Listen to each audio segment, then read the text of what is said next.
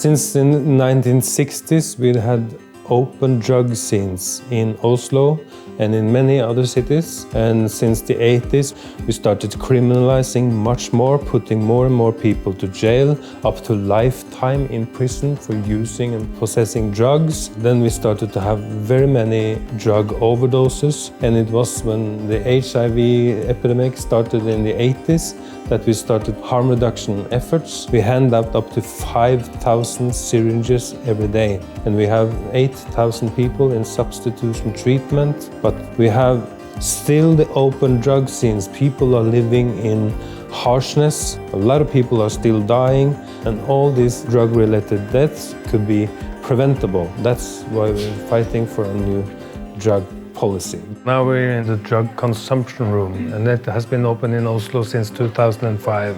Here they can inject in a safe and hygienic environment. This place, it saves very many lives. One of our major aims is HIV and hepatitis prevention among drug users. We want to have here a room for people to consume at a safe place without pressure. And here we have the possibility to address the people with safer use information. This is the injecting zone. It's got the capacity for 20 people to inject simultaneously. We've had over 6,000 separate individuals registered to use the service, and there's almost 400,000 visits to the service in that time. More than 6,500 overdoses to the service, and everybody survived, everybody's walked out. Pour les urgences, les overdoses, les malaises, les crises d'épilepsie, enfin voilà, on a deux possibilités. Soit on prend aussi pas mal en charge les gens ici et après on peut les transférer aux urgences de l'hôpital. Et si c'est une urgence absolue, enfin très grave, on a un recours direct au service de réanimation qui se déplace et qui vient ici en moins de 5 minutes. This is the place for injecting drugs. This is the place for sniffing. sniffing. This is another area, a separate area for sisa smokers. We have an naloxone kit here. It's very easy, it's simple, it's safe. This is one of the most successful public health care projects in North America. Ultimately, the 600 to 700 injections that take place every day at Insite or more, those are injections that aren't taking place in our alleys and on the street and whatever the case may be. When they can come to a facility where they're decently treated, where they're not judged, where they're not rejected, where they're accepted on the level that they exist on, there's much more of an opportunity for them to actually feel safe and relaxed and to open up to the possibility of treatment. For a lot of people, they can't imagine that allowing people to use drugs and providing a place for people to use drugs actually helps people. Well, the truth is people get well when they feel better, and we give them hope by believing in them as human beings. It's not about saying it's okay or we're promoting you to use drugs. It's about the safety and just saving lives. It's a lot. Gives you a chance, right, at life.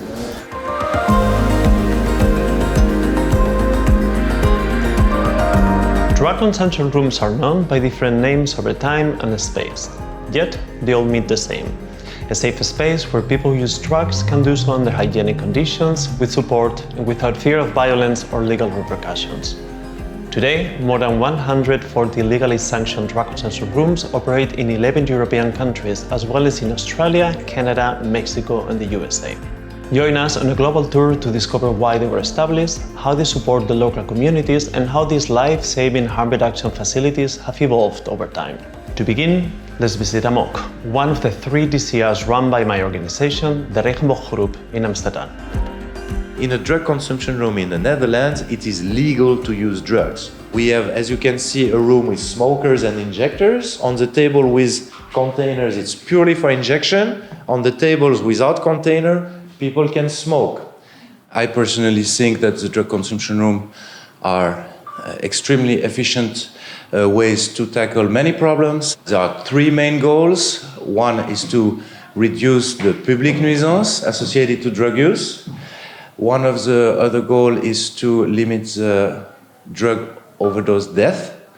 And the last one officially is to reduce the possibility of contamination HIV hepatitis C. Regarding the public nuisance, since the opening of the very first drug consumption room in the Netherlands, the associated drug public nuisance have almost disappeared. Before the establishment of drug consumption room, the HIV ratio within injectors in the Netherlands was between 12 and 18%. Right away after the opening of the drug consumption room, we dropped under 4%. We have never had a lethal overdose in any of the drug consumption room worldwide. We want that the clients access not only an hygienic place to use under supervision, but also a place where they can have a shower, change their clothes, rest, sleep, drink water, and eat food. We have various peer workers who are involved in the whole building. Drug consumption rooms adapt to the unique needs and dynamics of their communities, with goals that vary between cities and evolve over time. Initially established in Swiss, Dutch, and German cities in the 80s and early 90s, the first legally sanctioned drug consumption rooms emerged as a vital component in reducing the harms associated with the heroin epidemic and HIV/AIDS prevention efforts. These early drug consumption rooms aim to bring a street-based heroin injection in open drug scenes closer to health and care services. 3 decades later, the most prominent argument for supporting the expansion of drug consumption rooms in North America highlights their role as part of a comprehensive response to a synthetic opioid overdose crisis and toxic market supplies. The first legal supervised consumption site in North America, Insite, opened in 2003 in Vancouver's downtown east side. As you will see next, Insite is so much more than just a space for safer injecting. Insite has 800 to 1,000 visits every single day, 7 days a week, 365 days a year. Close to 30% of those visits are people inquiring about how can I get into detox, how can I get into on-site upstairs. The first time somebody comes, they register. I don't need you to use your real name. So right from the moment you come to Insite, it's all about relationships and one-on-one as much as we can. Pearl. There you go, Pearl. Thank you. What are you using? Heroin. All right. You have to come to 12. Thank you. I have to get my stuff. When they walk through the door, they self-report what they're using. I'm using heroin, I'm using cocaine, I'm using crystal meth. That all gets recorded, what time you came in. I want to get some harm reduction supplies and leave. I want to see a nurse about a wound I have. That goes into the database. Yeah, I'm going to need someone to help me tie off, please. Then that person tells you what booth you will be at. You come here, you get your supplies, and then you go to your booth and you use. Filters, got everything. Go to my booth.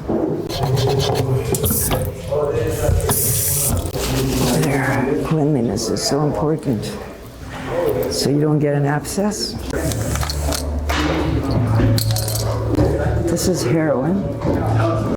The staff here, nurses, non-nurses are available to help you find a vein, any information you need about safer practices. All those opportunities when you need me to pass you another syringe, when you need some help finding a vein, those are all great opportunities for me and you to talk, for me to get to know you. Darwin, can you tie me? I'm not going to do it too tight. No. And then you just pull it out after. Yeah, thank you.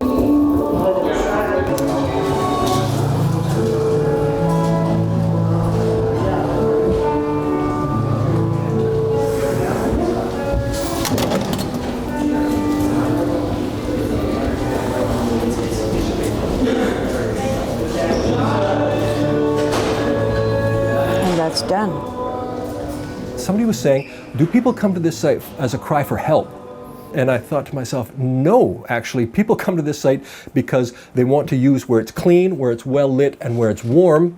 And if you build a relationship with them as they use this site, if you open yourself up to them, then they may cry for help to you. They may say, listen, known you for a few months, can you tell me about methadone or detox upstairs or housing, things like that. We're in a 3-story building. The storefront or the street level is the injection site. The The second floor is a detox center where people stay probably 8 days, 5 to 8 days. And then above that is what we call a transitional recovery program. So that's what the third floor is. I do well at the detox center, it's been 8 days. I want to go on to recovery or I want to get better housing. So now I can go to the third floor and stay for 2 weeks, 4 weeks, 6 weeks, 8 weeks.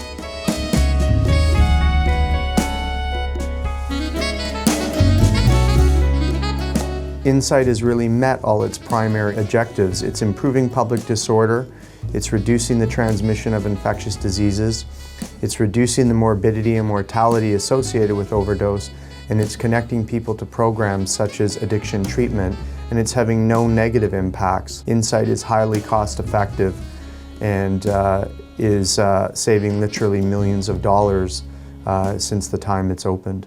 Often they'll start talking about, well, they'll be dressing a wound or talking about detox, and then all of a sudden, bam, their feelings and their story comes out. I've never heard stories like this in my life. Grown men like in tears, residential school abuse, childhood sexual abuse, violent abuse, homelessness as a child, serial abandonment, stuff that will curl your hair. Indeed, drug consumption rooms provide care and support to the best marginalized and underserved communities. Many visitors experience homelessness and lack access to health and social care.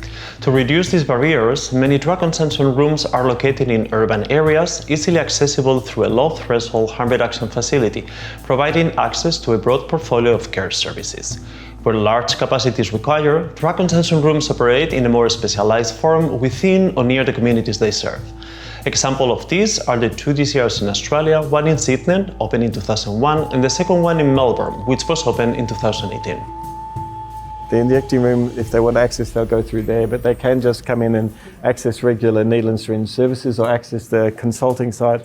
We've had over 6,000 separate individuals register to use the service, and there's almost 400,000 visits to the service in that time. At the moment, we have about 300 visits to the service a day. On average, we've had up to 450 visits in a single day, which makes it one of the busiest injecting rooms in the world. People come here because they feel safe, they know they don't get judged, and they know that if anything goes wrong, then they're in safe hands and someone's going to be there to catch them if they fall.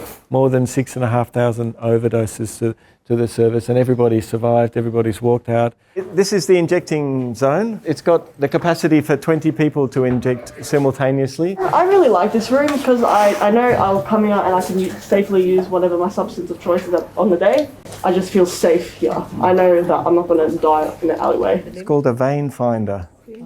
It kind of can show up the veins more easily. Well, I think this is probably our most informal area, and it's also the place we really get to build up relationship and rapport with people. We can actually do a lot of our referral work, our psychosocial work, and also engaging with people to check in on how they are. So you can get a very quick, rapid result within 60 minutes for hepatitis C RNA, so indicating current hepatitis C infection. You can obviously get treatment prescribed very quickly, and then clients started on treatment very quickly as well. We have a range of services from primary care, legal support, drug treatment, wound care, sexually transmitted infections, mental health support. More than 800 people have started the opiate pharmacotherapy, and more than 300 people started hepatitis treatment. We managed to provide oral health services to more than 100 prior to COVID as well. The police do have their protocols for how they allow the centre to operate. So there is specific legislation saying that within this building, drug possession and other drug-related crimes are different to the rest of the community. So less than 3 grams, which is less than a trafficable quantity, is not a crime to be in possession of in this building here. However, outside it remains a crime. It's still a crime outside, and the police can arrest people, but generally speaking, they allow people to come into the facility. To see the holistic range of services you have here, supporting the most vulnerable in the community is really heartwarming, and to think that it's all paid for by the public purse is particularly encouraging. And clearly there's a need for much more of it, not only in this city and state, but across Australia. My own country has nothing like this. There are cases when instead of a fixed site, the drug consumption room is operated from a van. Mobile drug and sensor rooms are flexible solutions, particularly reaching remote community areas. However, they also have their limitations due, for example, the small size. In our next stop, we visit one such a bus operated by FixPunkt in Berlin. Currently, they run the services with two vans at the same time, one for the drug and sensor room and the other one for counseling and other services. 2 Löffel, zweimal Folie, Wasser, Zweimal Salz. Zweimal Salz. Super. Guck mal nochmal schnell rein. Alles drin. Perfekt. Vielen Dank. Mach's gut. Schönen Tag. Tschüss. We see here a table, a seat. Here people can sit down and take the drugs. At first they have to wash their hands to show what they want to take, what drug they have to show us.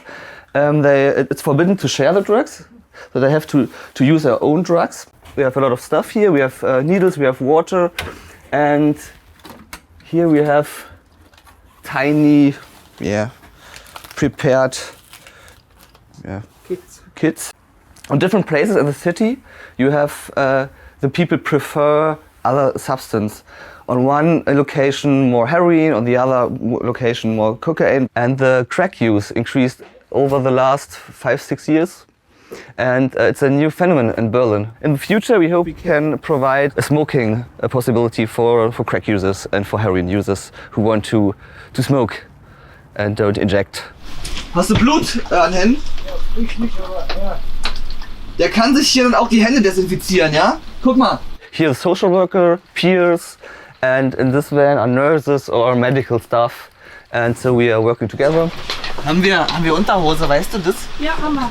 Haben wir? Willst du mal rübergehen? Meine Kollegin berät dich dann da, ja? Do you have any problems with the police? We have another view on the people than the police. There are conflicts, of course, but we try to manage the conflicts. We gave no names, no data to the police. And with the people who are living out non-drug user neighborhood? Yeah, it depends where you are. So in Köln we have no huge problems, but the people there have problems with needles in the parks. It's not the main goal to reduce the open drug scene in the public. Of course, it's one aim, but at first we are a healthcare service. We want that the people are healthy and that they don't infect it with HIV and hepatitis. We want to save lives. Although one of the aims of a drug and sensor room might be to reduce public nuisance, the opening of a room can evoke fears of local citizens that it will attract more users to the area. To tackle these fears and foster good relationship with the locals, it is common for drug and sensor rooms to establish committees with neighbors, the police, or other stakeholders. Next, we visit Gaia, the drug and sensor room in France, and a good example of the positive outcome of active collaboration with local communities. Avant la salle, depuis 2005, il y avait donc cette scène de consommation. Alors ça se passait dans les toilettes publiques, dans les halls d'immeubles, sur les trottoirs. Il y avait, oui, des rassemblements de 30, 40 usagers assez régulièrement et des consommations de rue très importantes qu'on diminuait beaucoup avec l'ouverture de la salle. L'enquête de l'INSERM qui a été menée depuis le démarrage du projet, enfin même un peu avant, a montré plusieurs points importants, une réduction des pratiques à risque de 11%, une réduction du recours aux urgences pour 26%, une réduction des actes délictueux pour 20%. Donc ils ont montré aussi une diminution des overdoses de 2%, mais c'est vrai que nous, on n'a pas tellement d'overdoses comparativement à d'autres pays. Donc on voit l'accès aux soins qui est facilité, ne serait-ce que pour accéder au traitement hépatite C ou au traitement de substitution. Sur l'environnement, on a une réduction de 3 fois, une réduction, les seringues usagées, enfin le matériel usagé a été diminué par 3. Moi j'habite, mes fenêtres donnent sur la salle, je suis à l'angle rue Guy Patin, Ambroise Paré, Magenta, donc je vois la salle. Vraiment ce que ça a amélioré, c'est que ça a fait disparaître ces scènes d'injection. Que maintenant on peut retourner au square Cavalier-École, qui est au square de l'école, qui est redevenu un square où on peut aller avec des enfants, on peut aller jouer avec des enfants, on a beaucoup moins de seringues. Ça n'a pas tout amélioré, puisqu'il y a quand même encore des scènes d'injection, on les voit dans la rue, mais ça a rétréci de toute façon déjà le périmètre des quelques rues.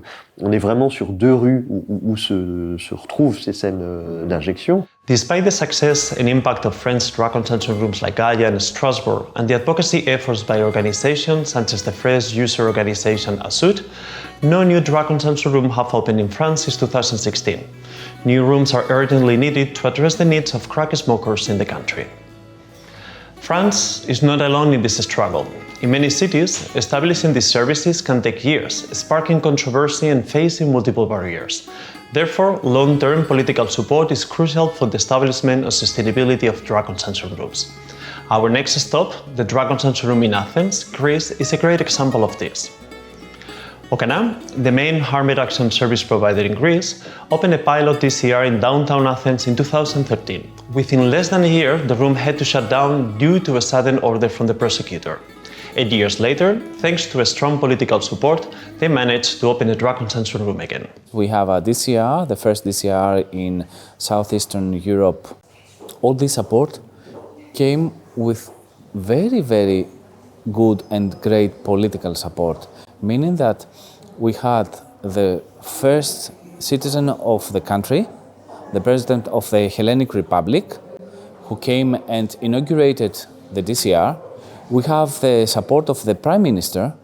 The Prime Minister paid a visit to the DCR, and it was a political commitment of his party to create a DCR, which is not also easy for a conservative party to have this so liberal option as political, let's say, commitment. This is the place for rejecting drugs. This is the place for sniffing.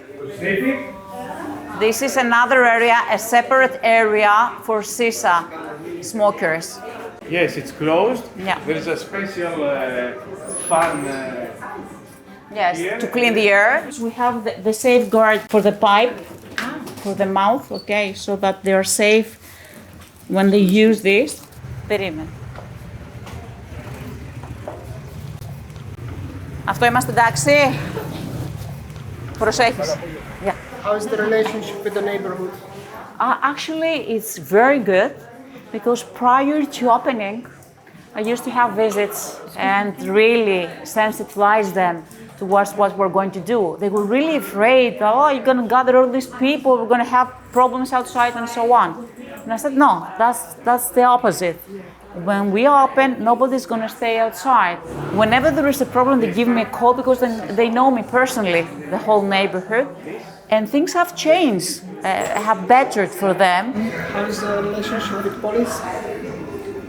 Police are actually the ones who are nearby. They're very close to us. Before starting these centers, we managed to visit them and explain and get some sensitivity out of them, and they really support us. They send people here. Whenever they have a drug user that they know that belongs to us, they give us a call and we go to the police department and we take care of whatever issue there is. So we're on good grounds. We're doing it together. That's the thing, with the neighbors, with the police, we try to do it together. And with drug users who are not here members of this center. We try to relate. That's the magic word. We have the relationship with them. Even in cases which adverse legal and policy frameworks exist, successful examples of drug consumption rules implementation exist based on local consensus, effective communication, and community organizing.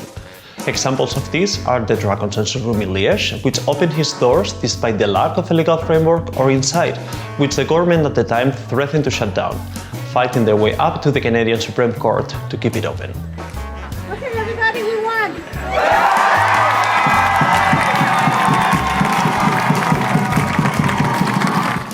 In Toronto, community members and frontline workers open up unsanctioned overdose prevention sites as an immediate and direct response to the overdose epidemic. One of the biggest things drug user activists are known for in Toronto in the last years is the opening of the illegal injection site in Moss Park, where we've been in this overdose crisis for many years now, and just watching our friends and family and loved ones and co-workers and co-organizers die And instead of waiting for sites, supervised consumption sites to open, we went ahead and opened one ourselves. This is a tent that has been erected here in Moss Park. Inside, 140 naloxone kits to be used against opioid overdoses. Unfortunately, there's some bylaws that are going to be going We know what we're doing, and we just want to help save people's lives. We just don't want to go to memorials, funerals anymore. We don't want to see more dead people. Civil disobedience acts like this have changed the landscape of many country drug policies, not only in Canada, but also in Denmark and others, and have contributed to drug consumption rooms becoming legal. Communities of people who use drugs have not only been a driving force in advocating for drug consumption rooms, they also have a crucial role in the operation of these services. Our next stop will be at the DCR in Muraria, Lisbon, which is a good example of a peer-run service. In Muraria is not an official DCR, drug consumption room. So we created this space because people were smoking and injecting in the streets. People come here, they knock on this door to have access to a safe space to use drugs, managed and led by our peers, João, Rosário, the other peer, and Jacinto. Together we designed and painted this graffiti with some very important messages from our community. We built this place because of an European project. It was a project on education for safer consumption. This room, it's an informal room. Okay, so CICAD is aware of it. They visited it quite often. MCDDA comes here all the time, and we are in the process of certifying the place. The community also wants to define the rules and how the service works, so we have to be very attentive about that. When Muraria opened, we thought we would get mostly injectors, but it was not the case. So we had a lot of people using crack. So what the colleagues did, they implemented the pilot to see what kind of pipe they would prefer to use. We had these 3 places here, 2 there, and the original idea was that this was the nurse office. Now it's also for consumption, and what we realized that sometimes, for example, for women wanting to inject drugs, sometimes it's not comfortable to be in the same space, and because sometimes they want to inject in other parts of the body that it's more intimate, they can go there and close the door and they are more comfortable. But there's always the peers, they manage this space, but of course there's always a nurse here at the same time if she needs to provide care to someone. Violence is not accepted here, racism and violence against women. We don't want to create a medicalized space. I'm not against medicalized space. I just believe that in a city, in a territory, there should be different kind of models and different kind of interventions. Rosário, our peer, she's the one who usually leads also the injection part, and the injection spot is a very intimate space. We have a curtain here, and people, while they are preparing the substance and injecting, they are sharing so many things, and it's a very special moment of the day. And then the peers and the harm reduction workers who do the community intervention are the ones who sometimes take people if they want to. They make the bridge with the social worker, the nurses or the doctors. Since their opening, drug consumption rooms have continuously innovated to adapt to different substances, patterns of consumption, and to increase the safety of the local communities. In recent years, for example, drug consumption rooms such as On Point in New York or OKANA in Zurich now provide on-site drug testing. Also, many drug consumption rooms have implemented new models of care to increase access to the service by communities that up until now experienced barriers accessing them, such as women and gender-diverse people or migrants who use drugs. In these cases, we see how drug consumption rooms provide not only healthcare, but also respond to broader structural issues, such as housing exclusion, gender-based violence, as well as marginalization, stigma, and discrimination. Such services are, for example, Recatza in Hamburg, Sister Space in Vancouver, and Metzineres in Barcelona, which will be our last visit in this film as well. Metzineres, que es una cooperativa que tiene como propósito generar espacios de cobijo para mujeres y personas de género fluido que sobreviviendo a múltiples situaciones de violencia y vulnerabilidad y atravesadas por la guerra contra las drogas.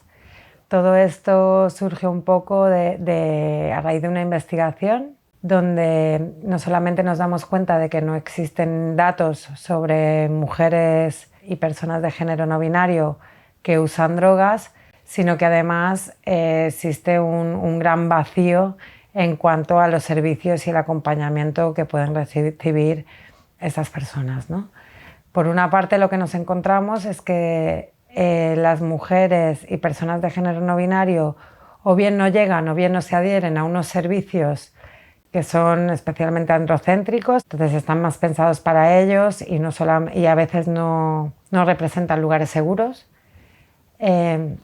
Y aparte, pues no atienden sus especificidades, ¿no? Por otra parte, cuando se dirigen a servicios para mujeres o para personas de género no binario, lo que se encuentran es que son excluidas por el hecho de utilizar sustancias psicoactivas. Tenemos espacios donde ellas pueden inyectarse, pueden fumar, pueden esnifar, incluso aquellas que beben alcohol, siempre con el acompañamiento del equipo. ¿Y qué? ¿Cómo nos va la vida? Pues bien, cariño, con mucho cansancio, porque he estado toda la noche trabajando. Oh, bueno, eso es bueno, ¿no? Y bueno, Bien, ¿te han pagado todos? por supuesto, me voy a hacer de oro. Muy bien. Ay, gracias, Raquel. Venga, corazón. Apriétate ahí. Vale. Que además contamos con el apoyo de comunicadoras, de talleristas, que nos permite tener una muy rica agenda de actividades, artísticas, creativas, terapéuticas y un poco de todo a la vez, desde fotografía, teatro, ilustración, cosmética natural, para precisamente brindar esas herramientas para la autogestión y para el empoderamiento, ¿no? de todas las que acabamos formando parte de Metzineres. Muy bien. Viendo que el consumo no está en el centro, sino que es una consecuencia más de las múltiples situaciones, una forma más que tienen las mujeres y las personas de género no binario de enfrentar y de encararse a las múltiples situaciones de exclusión y de injusticia social, ¿no? A las que tienen que hacer frente. Pues lo que hemos querido ha sido eso, crear un espacio seguro, tranquilo, en el que poder caminar desde la solidaridad y el apoyo mutuo. Y buscábamos eso, ¿no? Sacar precisamente el hecho de incorporar el consumo como una parte de las necesidades de estas mujeres también hace que el consumo deje de ser la principal barrera para poder desarrollarse a ellas mismas, ¿no? Veíamos que el hecho de consumir era la principal barrera, el principal estigma, ¿no? Y que desde el momento en que el consumo no se pone en el centro como barrera tampoco, deja de ser tan importante, ¿no? No estamos hablando del consumo, estamos hablando de vivienda, estamos hablando de trabajo, estamos hablando de salud emocional, física, psicológica. Estamos hablando de tener un grupo de amigas y de acabar con la soledad, ¿no? Que también es una de las grandes razones que hace que las mujeres acaben teniendo problemas relacionados con las drogas, que no es tanto con las drogas, sino con eso, ¿no? Con la soledad, con el miedo, con el frío, ¿no? Con el aislamiento. Entonces lo que intentamos es crear eso, ¿no? Un espacio de cobijo donde podemos crear eso, ¿no? Una familia